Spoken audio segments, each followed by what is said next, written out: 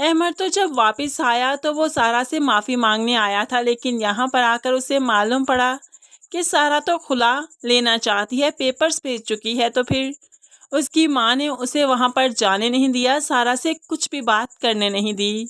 لیکن احمد سارا کو کال کرتا ہے اور ملنے کا کہتا ہے۔ تبھی سارا کہنے لگی مجھے نہیں لگتا اب ہمیں ملنا چاہیے، کیونکہ ہمارے درمیان میں ایسا کوئی رشتہ نہیں رہا کہ ہمیں ملنا چاہیے، اس لیے کوئی بھی بات کرنے کا کوئی فائدہ نہیں۔ یہاں پر سارا نے اسے یہ نہیں بتایا کہ تمہاری طرف سے ڈیورس آئی، نہ ہی احمد نے یہاں پر خلا کی بات کی۔ تبھی تو ان دونوں کو ابھی کچھ بھی نہیں معلوم کہ کس کی طرف سے کیا کچھ ہو رہا ہے۔ دوسری طرف سائم جو کہ سارا سے بار بار معافی مانگ چکا ہے اور سارا نے شرط رکھ دی کہ عبداللہ کو اس کے حوالے کرے تبھی وہ معاف کرے گی، تو ایسے میں سائم ایک بار احمد سے ملنے بھی چاہتا ہے، اس کی غلط فہمی کلیئر کرنے کی کوشش کرنا چاہتا ہے۔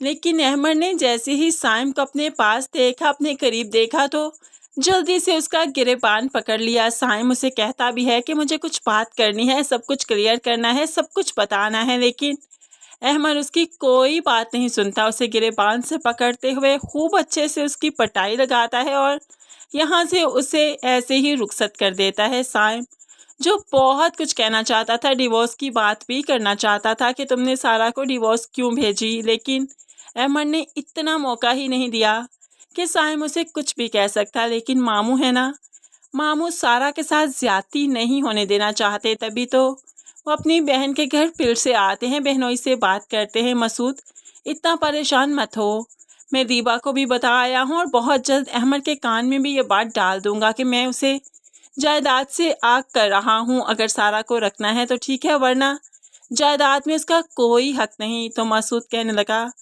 ایسے زبردستی رشتے نہیں جوڑا کرتے، میں اس حق میں نہیں کہ آپ اپنے بیٹے کو جائیداد سے آگ کریں، اس سے سب کچھ چھین لیں، اسے سڑکوں پر لے آئیں۔ میں ایسا نہیں چاہتا، میری بیٹی بہت مضبوط ہے اور میری بیٹی بھی ایسا کبھی نہیں چاہے گی، اس لیے ہم اس فیصلے میں آپ کے ساتھ نہیں ہیں۔ اب بھائی نے تو دیبا کا خیال کر ہی لیا، لیکن دیبا ہے کہ اتنی کٹھور، اتنی ظالم کہ اسے معلوم بھی ہے اس کا بھائی ہاسپٹل میں رہ چکا ہے، لیکن پھر بھی وہ تو ہاسپٹل میں بھی حال پوچھنے نہیں گئی، عیادت کے لیے نہیں گئی۔ حالانکہ ساتھ ہمسائے میں بھی کوئی ہاسپٹل میں ہو تو انسان رسمن ہی چلا جاتا ہے، یہ تو اس کا اپنا خون تھا۔ دیبا تو ہر وقت اس بات کے پیچھے ہی پڑی رہتی ہے کہ احمد اب دوسری اور تیسری طلاق کیسے دے گا۔ وہ تو احمد کو بدظن کر رہی ہے سارا سے کہ اگر اس نے خلا بھیج دی تو تم طلاق کیوں نہیں بھیج سکتے، تم بھی یہاں پر سائن کر کے اسے واپس بھیجو، اسے خلا کا نوٹس بھیجا ہے تو تم بھی طلاق بھیجو اس کو، تاکہ معلوم پڑے کہ تم بھی یہ رشتہ نہیں رکھنا چاہتے۔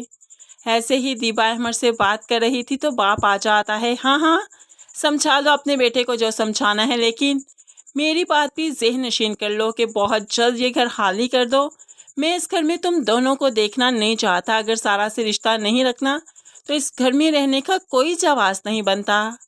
یہاں پر باپ ڈھکے چھپے لفظوں میں ہی سب کچھ کہتا ہے اور اب احمد کے بعد یہ منہ پر نہیں ماری گئی ابھی تک کہ اس نے ڈیورس دے دی سارا کو، تبھی تو احمد سمجھ نہیں پا رہا کہ خلا تو اس کی طرف سے آئی اور گھر سے ہمیں نکلنا ہوگا، یہ کیا بات ہوئی۔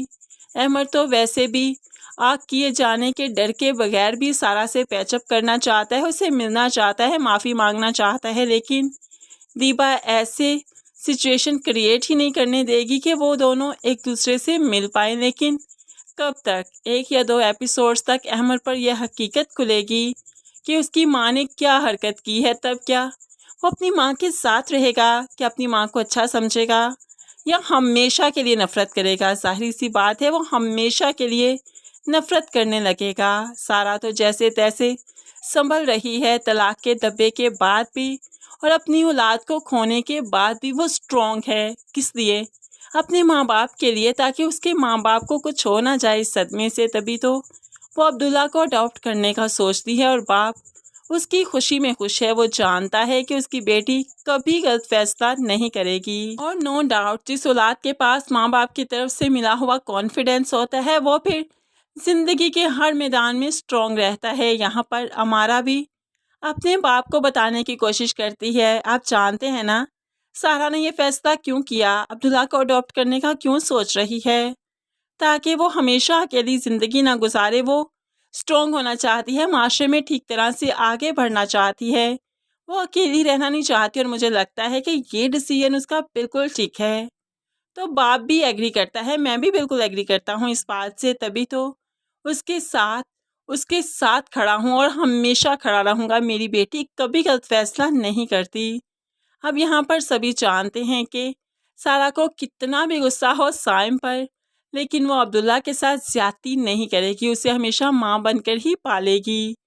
سارا سائم کو فون بھی کرتی ہے، یاد ہے نا کہ تمہیں آنا ہے، میرا وکیل ڈاکومنٹس ریڈی کر رہا ہے، تمہیں کسٹڈی کے پیپرز پر سائن کرنے آنا ہے۔ تو اب سائم بھی حامی بھرتا ہے، ٹھیک ہے مجھے معلوم ہے، آپ بتائیے کورٹ میں آنا ہے کہ آپ کے گھر پر آنا ہے۔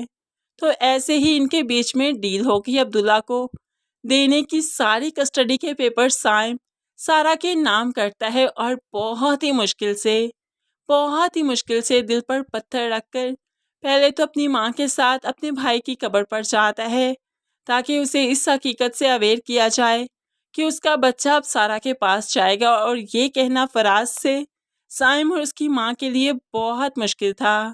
صبح سے رات ہو گئی، وہ فراز کی قبر پر بیٹھے رہے کہ اب سحری کا وقت ہو گیا، تو ماں جسے انسولین بھی لگانی تھی، اس لیے گھر آنا کافی ضروری تھا۔